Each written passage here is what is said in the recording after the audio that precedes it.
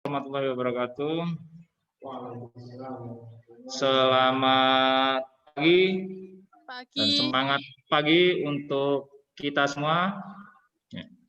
Alhamdulillah, puji dan syukur kita panjatkan kehadirat Allah Subhanahu wa taala yang telah memberikan kesehatan lahir dan batin kepada kita untuk tetap dan bisa saling bersilaturahmi melalui kegiatan KKSI tahun 2020 bidang aquascape.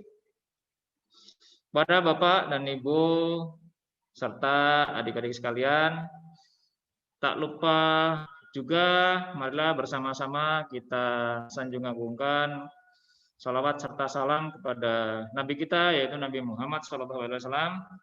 Semoga kita selalu mendapatkan syafaatnya sampai di yaumil akhir.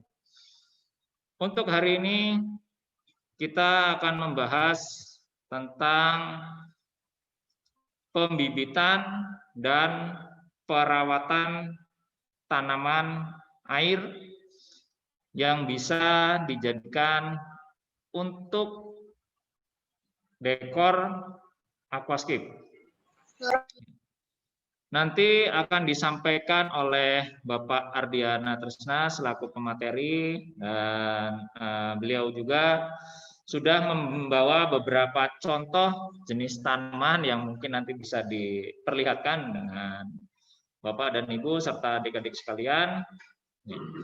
Semoga hari ini kita semua mendapatkan berkahnya karena kita berniat untuk sama-sama menuntut ilmu demi kebaikan bersama.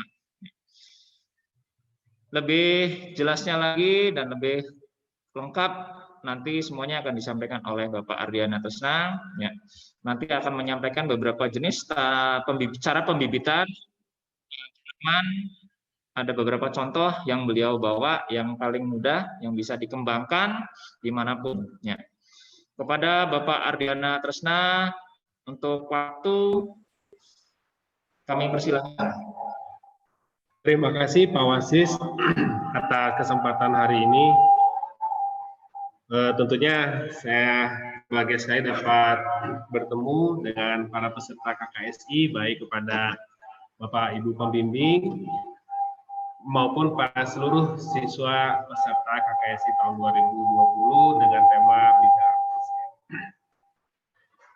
Tanpa mengurangi rasa hormat, di hari ini izinkan saya memandu dan menyampaikan beberapa informasi yang sekiranya bisa menjadi masukan bagi Bapak Ibu serta adik-adik sekalian, khususnya dalam kegiatan aquascape. Di hari ini tema yang akan disampaikan oleh saya diantaranya selain kemarin sudah mengenal beberapa jenis-jenis tanaman, hari ini kita mencoba menyampaikan beberapa kegiatan tentang teknik pembibitan atau perkembangbiakan atau perbanyakan tanaman, khususnya tanaman air yang dapat dijadikan sebagai bahan untuk mendekor sebuah wadah dengan tema aquascape. Izinkan Bapak Ibu saya share beberapa materi hari ini. Materi juga saya sudah sampaikan di grup, dapat di-download oleh Bapak Ibu sekalian serta adik-adik yang saya hormati. Baik, kita mulai. Tema yang hari ini saya sampaikan adalah pembibitan dan pengembangbiakan tanaman aquascape. Tentunya banyak adik-adik sekalian ataupun Bapak Ibu guru yang sebagai pendamping, tentunya banyak juga yang sudah melakukan kegiatan aquascape, tapi ini sebagai sharing saja, menggali informasi lebih dalam lagi dan mengingatkan kembali barangkali Bapak dan Ibu serta adik-adik sekalian ada yang sudah menjalankan, tetapi dari segi informasinya saya tambahkan kembali untuk sekedar mengingatkan saja. Banyak yang bertanya beberapa hari lalu tentang bagaimana sih perkembangbiakan tanaman, khususnya tanaman aquascape. Tentu kita mengenal beberapa tahapan atau jenis perkembangbiakan, di mana perkembangbiakan tanaman tersebut besar kemungkinan dan sudah umum kita ketahui bersama, yaitu secara vegetatif, kemudian secara generatif. Nah, di khususnya tanaman aquascape, baik itu tanaman stem plant maupun tanaman lainnya, kita coba melakukan perkembangbiakan atau perbanyakan tanaman dengan metode vegetatif. Nah, di kegiatan vegetatif sendiri itu terbagi menjadi dua, di mana perkembangbiakannya dapat kita lihat bersama, bisa secara alami maupun bisa secara buatan.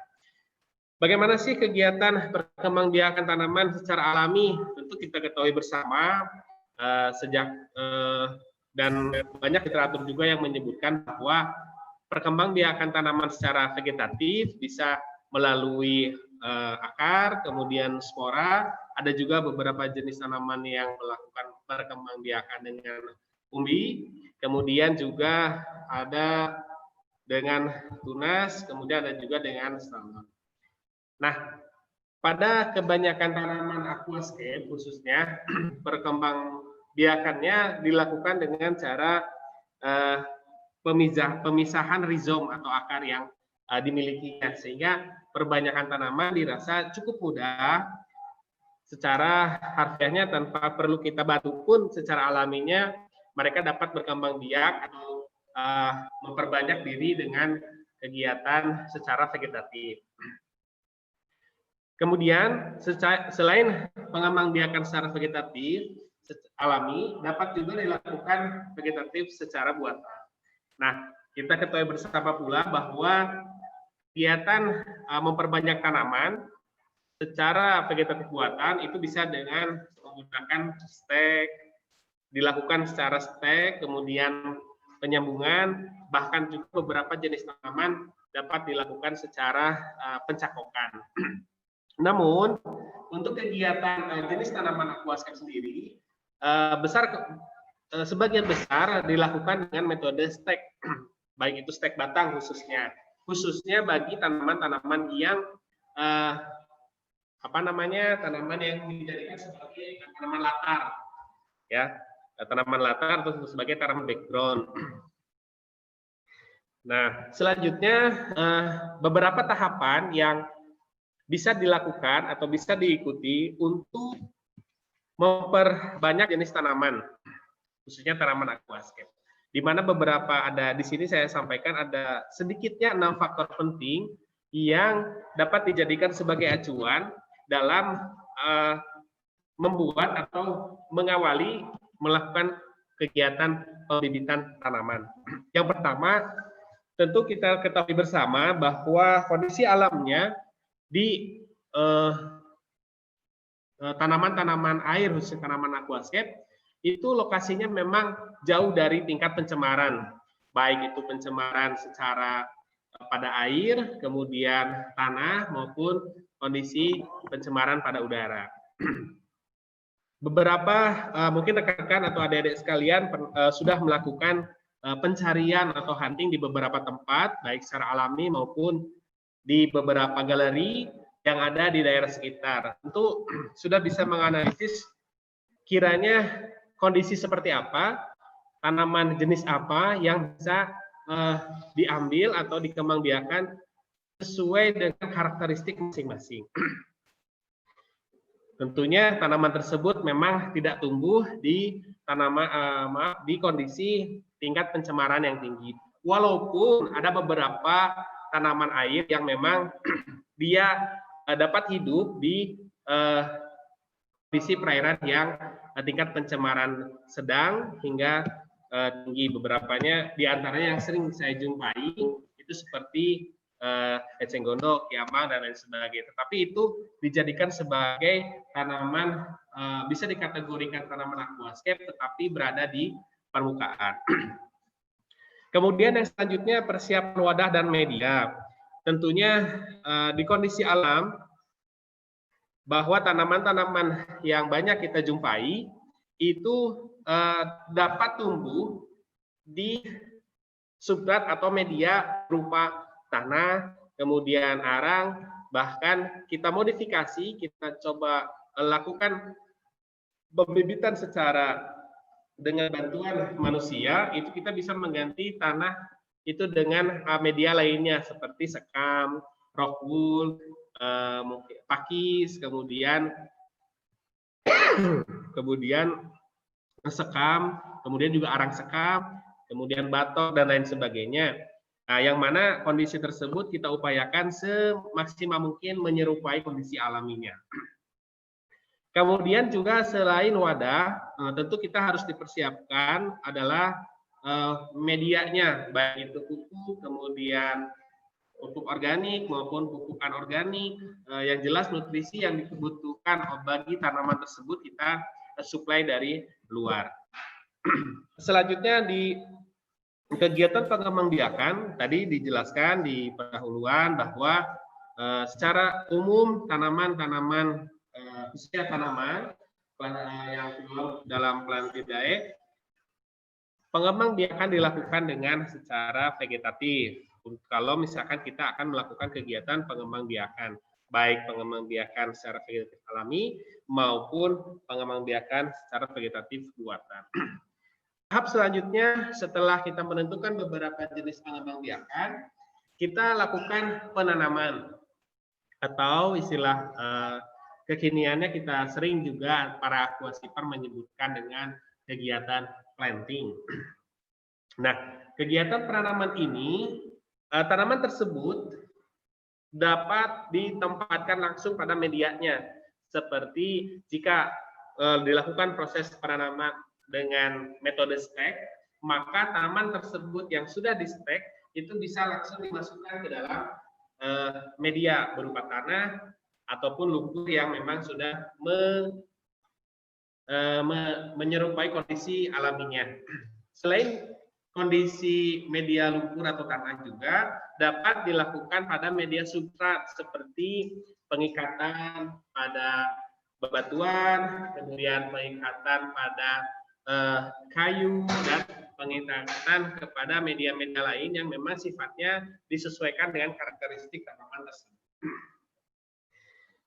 Selanjutnya, langkah yang menurut kami memang sangat menunjang, selain utama justru itu menjadi faktor penunjang dan penentu, diantaranya kegiatan perawatan, di mana perawatan ini kita bisa dilakukan dengan beberapa tahapan, diantaranya melakukan atau memberikan pemupukan susulan, kemudian perlu kita ketahui setiap tanaman serta hewan ataupun dalam hal ini ikan sering kita kenal istilah pengendalian hama dan penyakit. Tentunya itu menjadi beberapa faktor penting juga untuk keberlangsungan dan keberhasilan budidaya tanaman aquascape ini. Kemudian juga perlu diperhatikan tentang pencahayaan. Kemarin beberapa jenis tanaman itu masuk ke dalam kategori pencahayaan yang rendah, kemudian sedang, kemudian juga pencahayaan yang intensitas pencahayaannya tinggi. Nah, itu juga perlu diperhatikan berdasarkan karakteristik tanaman-tanaman yang akan kita budidayakan. Kemudian juga pengairan, tentu harus kita ketahui bersama juga, dan saya sekedar mengingatkan bahwa nutrisi yang masuk ke dalam air akan banyak terlarut dalam air, kemudian banyak juga terbawa hilang dengan bantuan air tersebut, sehingga pengairan menjadi faktor penting juga. Kemudian di akhir perawatan tentu kita tidak boleh lupa adanya kegiatan sortasi dan grading untuk setiap jenis tanaman tersebut. Di kegiatan terakhir tentunya setiap kegiatan budidaya itu dilakukan proses pemanenan. Selain proses pemanenan juga dilakukan beberapa kegiatan-kegiatan yang mampu menunjang keberhasilan kegiatan akhir dari kegiatan budidaya, ialah pasca panen. Di dalam panen dan pasca panen tentunya sedikit saya menyampaikan perlu diperhatikan tentang teknik pemanenan. Karena setiap jenis tanaman itu bisa diperlakukan atau diberikan perlakuan berbeda berdasarkan pola atau jenis pasca panen yang akan kita sasar.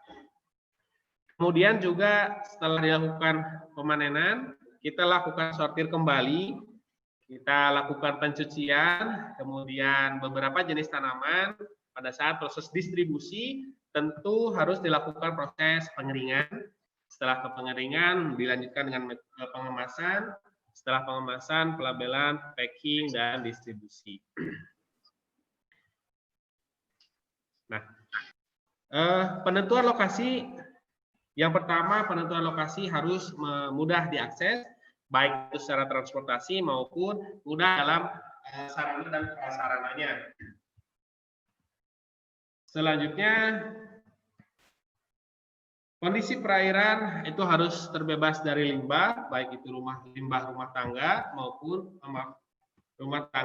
limbah industri, serta juga terbebas dari limbah-limbah pertanian, perkebunan, peternakan, bahkan perikanan.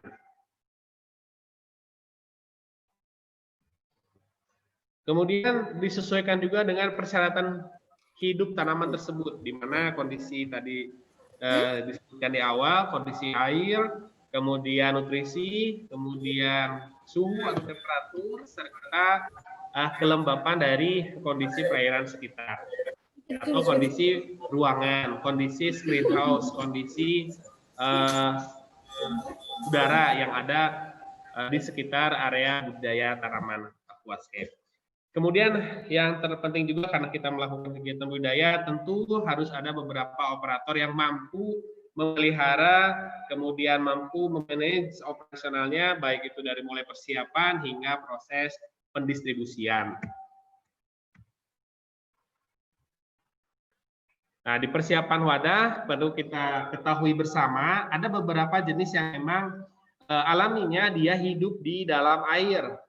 Ada juga yang hidup di kondisi memerlukan sutra tetapi tidak memerlukan banyak air, atau biasanya dikatakan semi. Kemudian ada juga tanaman yang bisa dilakukan budidaya dengan di darat tanpa menggunakan air, di mana air hanya digunakan untuk penambahan, mempertahankan tingkat kelembaban, kemudian menambah nutrisi yang perlu dilarutkan di dalam air. Nah, perlu juga diperhatikan oleh adik-adik sekalian bahwa jenis dan bentuk wadah itu bisa bervariasi. Tidak mesti dalam kondisi yang luas, kondisi yang kecil pun atau kondisi yang sempit itu bisa dilakukan kegiatan budidaya tanaman air, baik itu secara vertikal maupun secara horizontal. Nah, di mana kegiatan atau budidaya ini sendiri, bentuk wadah itu bisa disesuaikan dengan kondisi lokasi masing-masing. Kemudian wadahnya bisa terbuat dari tembok, kemudian terpal, plastik, baskom, dan lain-lain. Pada intinya mampu mempertahankan suatu air ataupun media agar tidak hilang atau hanyut. Nah, kemudian tahapan selanjutnya perlu dilakukan sterilisasi media. Nah, di mana baik itu air itu juga tanpa kita sadari tidak semua air itu kondisinya baik. Tentu ada beberapa air yang memang mengandung bibit penyakit, sehingga media-media budidaya tanaman ini harus betul-betul bebas dari bibit penyakit. Kemudian tahap selanjutnya itu dipersiapkan adalah pupuk dasar, di mana pupuk dasar bisa digunakan pupuk organik maupun pupuk anorganik. Kemudian yang terpenting dalam persiapan wadah yaitu penempatan. Nah, yang perlu diperhatikan di penempatan adalah kondisi lokasi yang menjadi bahan pertimbangan, diantaranya adalah cahaya, kemudian temperatur atau suhu, dan kelembaban. Di pengembangbiakan, tahapan selanjutnya adalah pengembangbiakan. Nah, di sini tadi saya sebutkan ada alami buatan. Nah, ini ada beberapa contoh di gambar yang dilakukan proses pengembangbiakan. Itu di nampan plastik pun itu bisa dilakukan perbanyakan tanaman. Nah, di sini ada beberapa jenis yang menggunakan memang medianya adalah media tanah, tetapi unsur kelembabannya memang sangat diperhatikan. Kemudian di stek ada juga tanaman seperti jenis beberapa moss, itu bisa diikatkan pada bebatuan, ada juga yang bisa digunting, ya. Caranya baik itu gunting batangnya maupun gunting moss itu sendiri. Kemudian dibenamkan dalam air, mereka akan melakukan perbanyakan tanaman secara sendiri. Kemudian yang perlu diperhatikan dalam tahapan penanaman ialah waktu, di mana kondisi suhu itu perlu diperhatikan. Biasanya yang kita jumpai untuk penanaman itu pada suhu rendah, baik itu di pagi maupun sore hari. Kemudian teknik penanaman perlu diperhatikan karena ada beberapa jenis tanaman yang memang begitu dilakukan seperti digunting, itu langsung dibenamkan dalam air, tunggu beberapa minggu dia akan banyak dengan sendirinya. Ada juga yang memang perlu diikatkan pada substrat.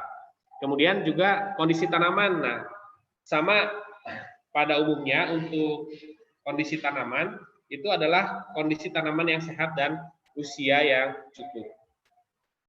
Dijadikan sebagai bahan untuk indukan. Nah, di perawatan, beberapa perawatan juga perlu diperhatikan, di mana kegiatan perawatan ini dilakukan adalah pemupukan susulan, kemudian baik nutrisi yang diberikan, itu harus mencukupi untuk kelangsungan hidup tanaman tersebut. Kemudian dilakukan juga pengendalian hama dan penyakit.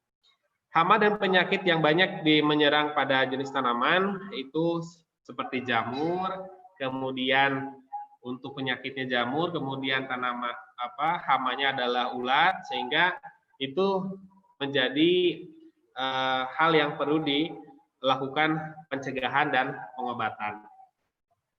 Pengaturan cahaya atau pencahayaan untuk tanaman juga perlu diperhatikan. Selain menggunakan cahaya alami, dapat juga dilakukan pemeliharaan. Jika pemeliharaan atau pengembiakannya di dalam tangki, itu diperlukan pencahayaan tambahan atau pencahayaan buatan seperti lampu dan pencahayaan lainnya. Khususnya lampu yang harus digunakan sesuai dengan tingkat kebutuhan dari setiap jenis tanaman tersebut. Nah, selanjutnya juga dalam perawatan tidak boleh lupa proses pengairan. Nah, di sini kenapa itu pengairan penting, di mana pengairan itu dapat dijadikan sebagai faktor untuk kelembaban suatu, baik itu kelembaban udara maupun kelembaban media. Kemudian juga suhu, biasanya suhu air yang digunakan atau kondisi yang baik itu di bawah suhu 25 derajat. Di mana kondisi seperti itu, maka tanaman dapat tumbuh dengan optimal. Kemudian suhu udara maksimum di kisaran 30 derajat Celcius, dan pengairan juga perlu disesuaikan berdasarkan kebutuhan tanaman. Apakah dia tanaman termasuk ke dalam tanaman air, kemudian bisa dibudidayakan di kondisi semi maupun di kondisi darat. Selanjutnya, tidak lupa untuk proses dalam perawatan atau pemeliharaan itu ada sortasi dan grading. Nah, grading ini bertujuan agar seluruh kegiatan budidaya tanaman atau tanamannya itu sendiri dapat tumbuh dengan secara sama, baik itu ukuran maupun bentuk. Diharapkan seperti itu. Kemudian juga pemotongan bisa digunakan gunting atau alat lainnya yang jelas membantu untuk proses pemotongan baik itu batang maupun daunnya. Kemudian bentuk daun juga perlu diperhatikan, jangan sampai ada tanaman yang terserang oleh hama ulat sehingga bentuk daunnya tidak sempurna. Kemudian juga bentuk batang perlu diperhatikan, itu menjadi salah satu biasanya pertimbangan customer yang akan membeli produk dari para farm atau para pembudidaya tanaman air. Nah, di sini sedikit ada beberapa jenis tanaman yang terserang oleh penyakit, diantaranya jamur, ada bunce, dan sedikit juga ada ulat yang bukan ulat, busuk daun, sehingga busuk daun ini harus dibuang. Ya, kalau untuk jamur, ini serangan jamur itu harus dibuang. Jika tidak dibuang maka akan menyebar secara langsung. Mengapa itu terjadi? Karena tingkat kelembaban yang terjadi fluktuatif. Kemudian juga paling banyak yang menyerang untuk jenis tanaman adalah jamur. Di sini jamur pada batang bisa dilihat sendiri, beberapa ada spot-spot, seperti kalau di ikan adalah white spot, tetapi ini di batang ya. Ini pada tanaman stem plant. Nah, terakhir adalah kegiatan proses panen dan pasca panen. Tentunya beberapa tahapan dari panen pasca panen perlu dilakukan ialah tentu mempertimbangkan waktu pada saat panen, kemudian teknik pemanenan, kemudian kualitas serta kuantitas yang perlu diperhatikan agar konsumen puas akan produk yang kita kerjakan atau kita jual. Kemudian juga setelah kegiatan panen perlu dilakukan penanganan, biasanya di galeri ataupun di toko akuarium yang menyediakan jenis-jenis tanaman bisa berupa dalam bentuk cup, kemudian produk juga bisa dalam bentuk per 10 batang atau per 5 batang, itu disesuaikan dengan kondisinya. Kemudian juga ada yang dilanjutkan dalam substrat atau melalui substrat, sehingga kondisinya dia dapat menggelar. Ya, kemudian juga penanganannya perlu waktu yang cukup singkat. Ini kita dapat bahas kembali di sesi besok. Di hari Selasa akan kita kupas lebih mendalam. Dan pengemasan perlu dalam kondisi yang menarik dan menjamin hingga cepat sampai di tujuan, perlu menggunakan pengiriman yang sangat atau cepat. Kiranya itu, terima kasih atas perhatian atas paparan di hari ini. Mudah-mudahan apa yang bisa disampaikan ini menjadi sebuah informasi dan yang akan melakukan kegiatan. Jadi aku rasa ingat untuk bagi rekan-rekan atau adik-adik sekalian yang memang sudah melakukan kegiatan tanaman air. Baik, contoh sebentar. Ini ada beberapa contoh jenis tanaman yang mana?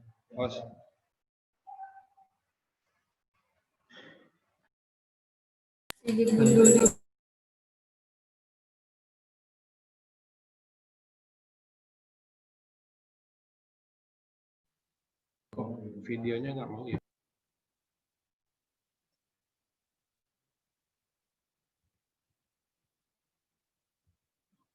Videonya nggak muncul.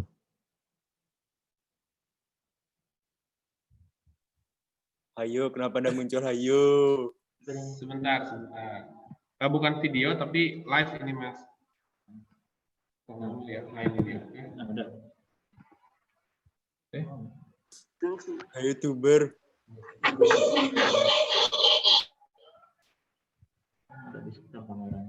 Iya, kenapa ya? YouTuber bukan, Bang?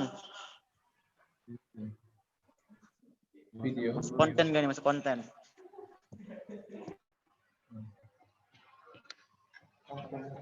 Boleh. Bisa toh? Hai guys, saya akan ngeprank anak DPR. Halo guys, balik lagi dengan channel saya. Halo guys. Sabar ya, ini ada gangguan ini. Nanti Pak Ardi akan memberikan contohnya. Ya. Saya ganti. Ya oke. Laptopnya Pak Wasis. Ini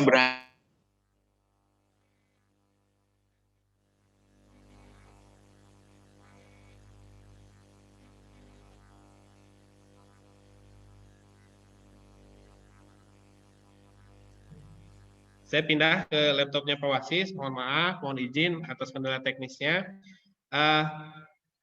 Jelas mungkin ya? Jelas, Mas?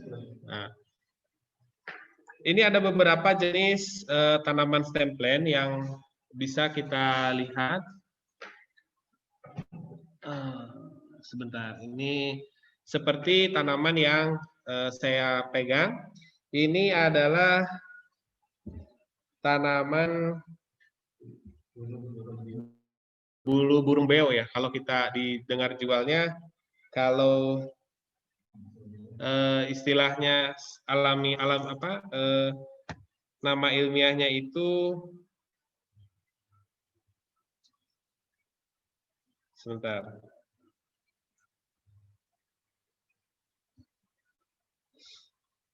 Myrophyllum aquaticum, Anda bisa lihat, bisa beberapa cari di Google.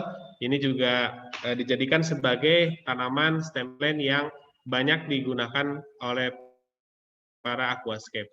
Nah, prosedurnya begitu tanaman ini sudah dewasa atau matur di medianya, kita tinggal menggunting atau memotong bagian apa ini namanya batang, kemudian kita tancapkan di media baru atau di media yang sama, sehingga secara tunggu sampai 2-3 minggu, maka proses pengembangbiakannya akan segera tumbuh atau matur. Kemudian ini juga ada beberapa jenis tanaman stem plant yang kenapa tanaman stem plant? Karena tanaman ini lebih mudah dalam proses perawatan maupun proses pengembangbiakannya. Seperti ini Lysimnaceae ya. Ini ada yang berwarna kuning maupun ada yang berwarna hijau. Sama halnya secara vegetatif, buatan kita stek kemudian kita pindahkan. Nah, cuman yang perlu diperhatikan nanti akar yang muncul ada di bawah daun ini. Nah, dia akan muncul bawah daun, kemudian dia akan membentuk tunas baru seperti ini. Batang baru, bukan tunas baru, batang baru, sehingga di bawah daun perakarannya akan menyebar ke bagian sutra atau wadah. Kemudian juga kita sering mendengar ada jenis tanaman yang termasuk ke dalam stem plant juga, Ergia densa, sama halnya dengan metode pengembangbiakan secara stek.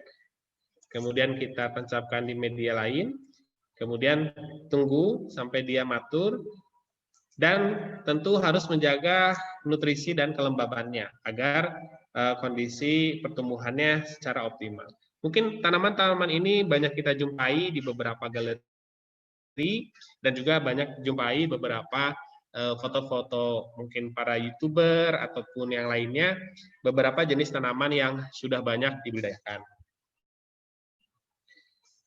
Kemudian mungkin Bapak Ibu serta adik-adik sekalian juga pernah mendengar yang namanya tanaman Ludwigia. Nah, Ludwigia atau Ludwig saya lebih enaknya Ludwig ya.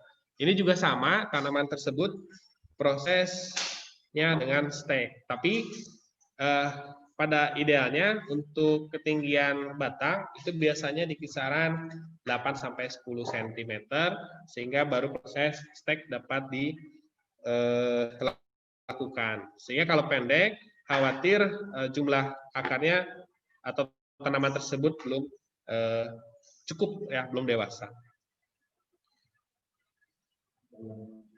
Kemudian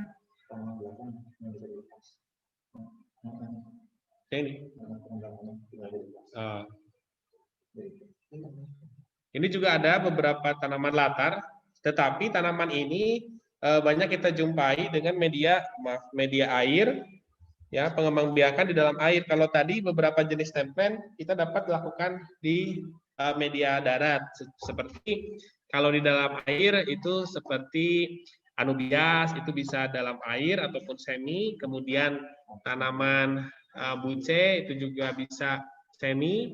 Kemudian Vallisneria. Nah, Vallisneria mungkin yang Bapak Ibu serta ada yang sering dengar, di mana tanaman yang tersebut cukup tinggi ke atas dengan batang yang bisa mencapai 1 meter kalau memang jenis Gigantae.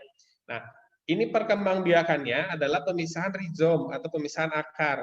Tadinya misalkan dalam satu tanaman ini beberapa, akarnya cukup banyak, kita tinggal mencari rizom yang terpisah.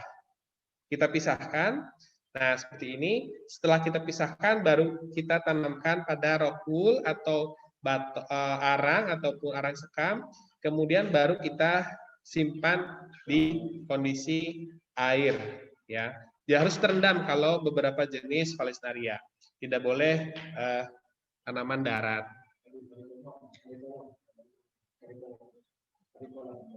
Oh ini juga tanaman semi darat. Nah, bisa mungkin Anda jumpai namanya erikolon. Erikolon ini tanaman yang cukup digandrungi, tetapi proses pengembangbiakannya cukup agak sulit, ya, karena pertumbuhannya yang lama. Kelihatan? Nah, ini prosesnya sama, pemisahan rizom. Nah, ini ada beberapa. Kita tinggal pisahkan. Mungkin kalau kurang jelas, saya mohon maaf, tapi saya coba diperjelas.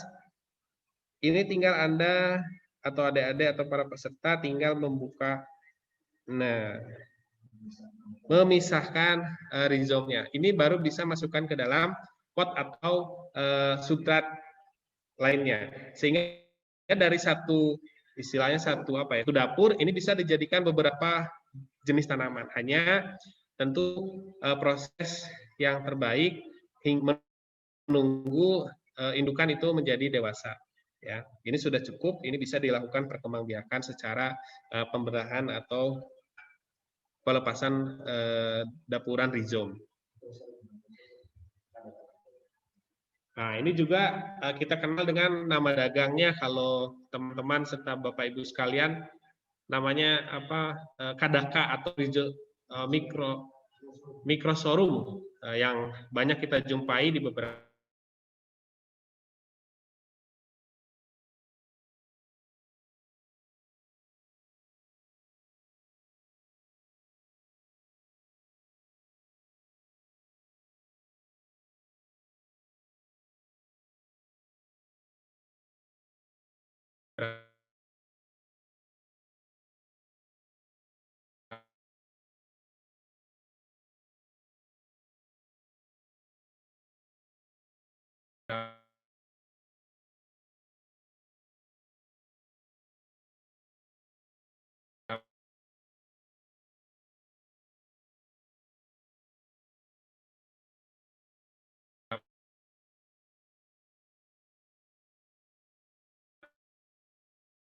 dan juga bisa dijadikan sebagai tanaman tengah. Ya.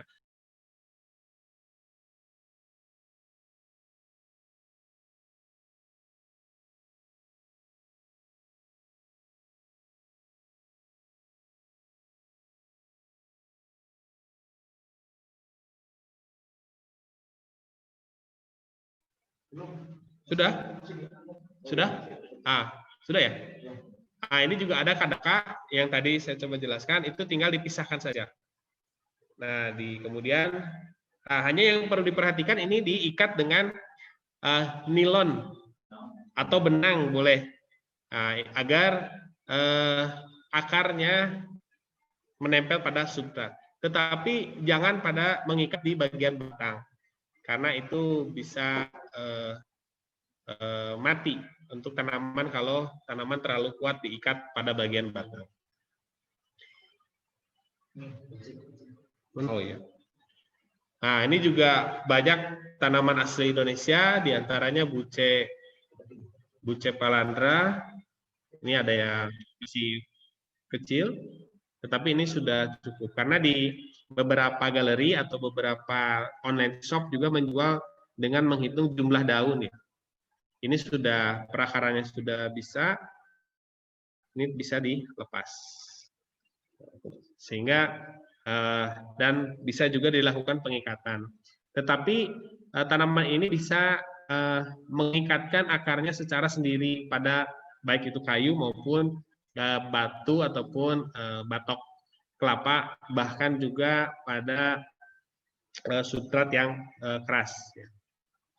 Begitu. Yang perlu ditekankan bahwa kebanyakan tanaman aquascape itu dapat dilakukan budidaya secara vegetatif. Ada juga beberapa mungkin perusahaan yang sudah skala besar itu melakukan kegiatan apa namanya perkembangbiakan secara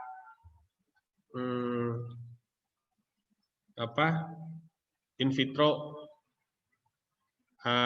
Itu perlu diperhatikan bahwa pada saat adaptasi ke kondisi luar dari lab ataupun kegiatan di lab, maka proses adaptasinya bisa 50%, 50%, bisa hidup ataupun bisa mati karena kondisi lab yang memang kita optimumkan, tetapi kondisi di alam ataupun pada saat di planting, di tangki, itu kadang berbeda. Kiranya itu beberapa jenis tanaman dan informasi yang dapat saya sampaikan di hari ini, mudah-mudahan bermanfaat. Selanjutnya saya kembalikan ke Pak Wasis. Terima kasih kepada Pak Adi. Untuk sesi diskusi, karena waktunya mepet, ya, saya hanya berikan 2 pertanyaan saja. Silakan untuk 2 orang penanya. Ada yang ingin ditanyakan dari rekan-rekan seluruh Nusantara? Adik-adik?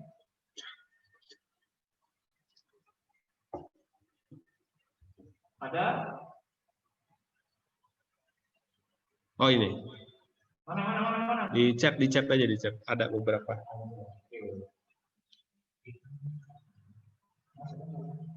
Hah? Ya, ini ada dari SMK Negeri Jawa Tengah. Ya, bagaimana cara mengatasi akar tanaman busuk dan bagaimana cara pencegahan yang tepat? Oke. Terima kasih atas pertanyaan dari SMK Negeri Jawa Tengah di Pati ya. Mengatasi akar tanaman aquascape yang membusuk. Nah, itu akar tanamannya itu bisa langsung dibuang, diambil, kemudian baik itu dipotong, diambilnya, dipotong, kemudian dibuang. Nah, selanjutnya pencahayaan dan bagaimana pencahayaan yang tepat jika dalam satu tangki terdapat jenis tanaman yang berbeda pencahayaannya. Pada prinsipnya memang pencahayaan itu dibutuhkan. Nah, cuman minimum pencahayaan yang perlu disiapkan itu di 6.000 atau di 6.500 Kelvin. Nah, bagaimana kalau tanaman itu terdapat beberapa jenis tanaman dalam wadah, tetapi pencahayaannya kurang disesuaikan dengan lamanya penyinaran atau pencahayaan, begitu. Kalaupun memang ada beberapa jenis yang pencahayaannya kurang, itu proses bisa dikenal proses mutasi katanya. Nah, perubahan baik itu perubahan warna. Nah, tetapi kalau untuk memang jenis tanaman yang cukup banyak, ya pada umumnya bisa masuk ke beberapa golongan tadi seperti pencahayaan rendah, sedang maupun tinggi. Yang perlu diwaspadai adalah perubahan suhu. Nah, perubahan suhu ini dapat memicu terjadinya kematian, misalkan, atau istilah melting. Nah, yang perlu agar kondisi perairan dalam tangki itu statis atau tidak berfluktuatif, maka jika kondisi air yang di daerah, misalkan di daerah dataran rendah yang cenderung kondisi airnya hangat, maka perlu dalam tangki itu ditambah kipas. Ya, kipas. Nah, bagaimana kalau misalkan di farm? Nah, untuk di farm kita tingkat intensitas penyiraman itu bisa kita tingkatkan, tadinya misalkan 3 kali atau 2 kali, maka dilakukan proses penyiraman atau trickling lah, tetesan air dari tetesan air dari pipa disemburkan atau disprayerkan. Nah, itu intensitasnya ditingkatkan menjadi 3 atau 4 kali. Tadi perkembangbiakan hampir lupa, dengan metode kultur jaringan yang agak sulit diadaptasikan ke kondisi customer atau di kondisi alam. Kiranya itu mungkin ada pertanyaan. Mana? Yang sibolga, jenis pupuk yang dibutuhkan. Nah, jenis pupuk yang dibutuhkan memang sudah kita jumpai dan mudah beberapa pupuk cair yang bisa kita manfaatkan untuk dipadukan di media airnya. Kemudian jika pupuk yang mudah diperoleh adalah pupuk, kalau dulu istilahnya pupuk kandang, tapi kalau identik dengan diganti saja dengan identik pupuk kompos atau pupuk organik yang berasal dari hewan maupun tanaman.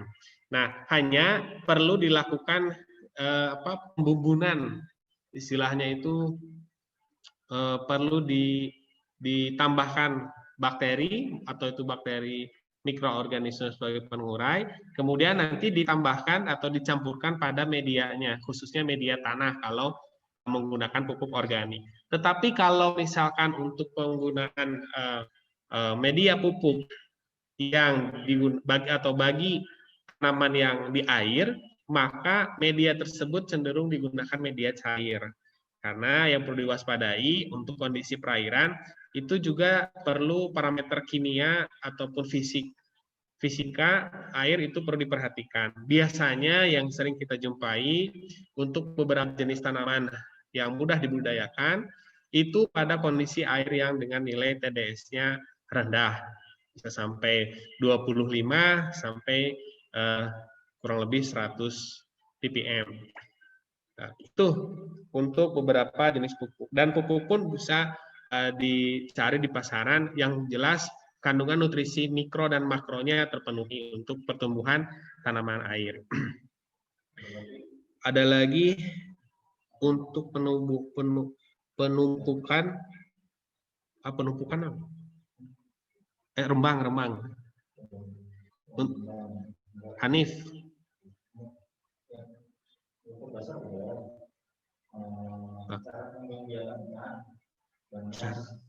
Pengembangbiakan ikan.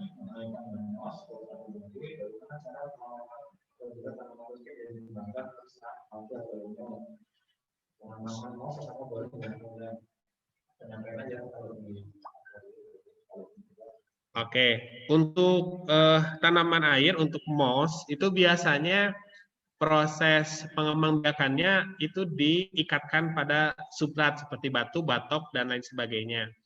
Nah, bagaimanakah bisa tidak menggunakan lem? Jika pada saat planting di tangki untuk sudah mendekor atau mendesain dengan layout yang sudah jelas, dengan tema juga yang sudah pasti, itu bisa menggunakan lem. Ya, lem. Tetapi pada saat proses pengembangbiakannya di kondisi bak ataupun di kondisi bak plastik ataupun bak fiber itu diupayakan tidak menggunakan lem. Nah, untuk moss sendiri itu kita bisa menggunting menjadi beberapa bagian, kemudian kita tempelkan pada substrat untuk pengembangbiakannya mungkin 3 minggu sampai 2,5 bulan itu baru ada terjadi penumpukan moss baru sebagai tanaman baru yang lebih perkembangbiakannya itu menyamping kalau moss itu tidak ke atas. Kemudian budidaya ikan. Kalau untuk budidaya ikannya banyak,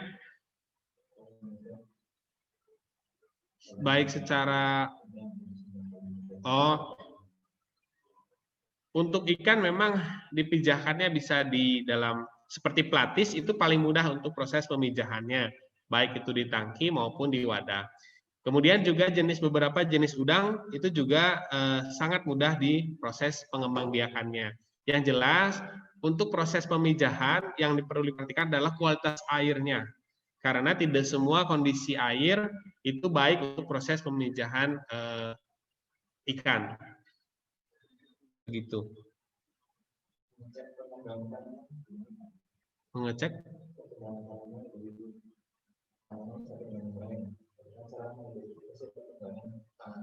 Oh, untuk proses mengidentifikasi pertumbuhan tanaman itu bisa kita mengevaluasi atau mengeceknya pada saat proses tanaman awal, itu bisa kita lakukan dokumentasi. Kemudian juga beberapa hari lakukan dokumentasi sehingga pada setiap waktu itu terdokumentasikan pertumbuhannya. Nah, sehingga itu bisa terlihat. Contoh pada MOS misalkan, begitu kita ikatkan pada substrat misalkan pakis, kemudian beberapa titik yang kita simpan, kemudian diikat, beberapa minggu kemudian mulai ada penambahan area atau muncul tunas-tunas baru yang akan rekat pada substrat tersebut. Kemudian tunggu lagi beberapa waktu, beberapa minggu, maka hampir seluruh permukaan substrat itu tertutupi oleh tunas-tunas baru dari MOS itu sendiri. Nah, itu bisa dijadikan indikator bahwa tanaman tersebut tumbuh dengan baik. Kalau untuk tanaman jenis template, itu bisa dilihat dari jumlah tunasnya, sehingga jumlah tunas tersebut akan muncul tanaman-tanaman baru dari setiap perakaran di bawah daunnya. Dia akan tunas baru muncul, kemudian itu bisa diindikatorkan itu menjadi tanaman baru. Dan media serta yang lainnya itu sudah sesuai untuk proses pertumbuhan tanaman tersebut. Rembang, pemupukan,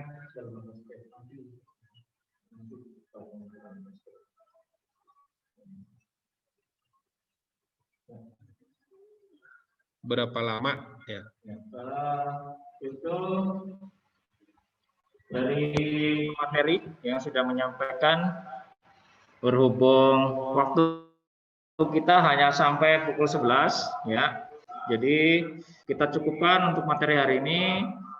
Mungkin saya akan menyampaikan kesimpulan bahwa untuk jenis tanaman air yang memang dibudidayakan di darat, semi, di dalam air, itu penggunaan pupuknya kita bisa menggunakan pupuk organik, pupuk kandang, ataupun menggunakan kompos ya, dengan media pencampuran pupuk, tanah, sekam itu bisa, atau dengan pupuk dan tanah saja. Ada juga yang menggunakan media berupa pasir. Itu untuk pengembangannya. Ya.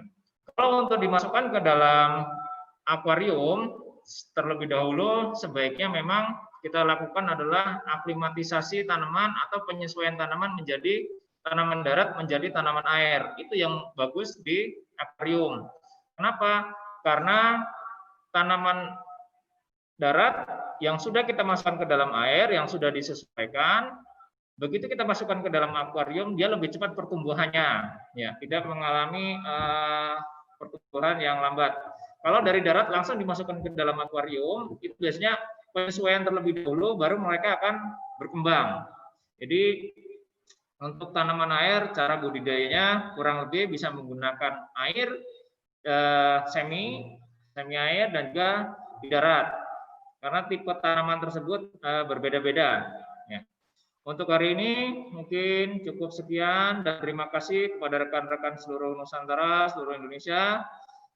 Tetap semangat ya untuk melanjutkan perlombaan sampai dengan terakhir. Jangan bosan untuk selalu hunting dan mencari tanaman-tanaman terbaru di wilayahnya masing-masing, dan coba setting sendiri sebelum kita melakukan perlombaan.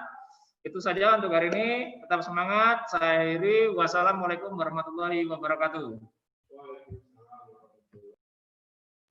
Saya kembalikan ke hostnya.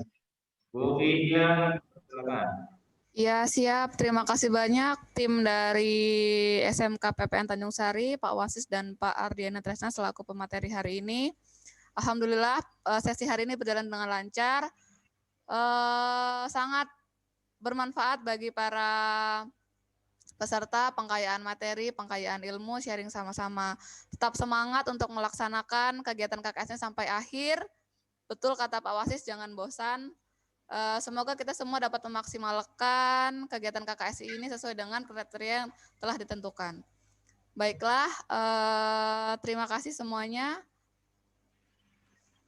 Kami tutup dari SMK Negeri 4 Metro.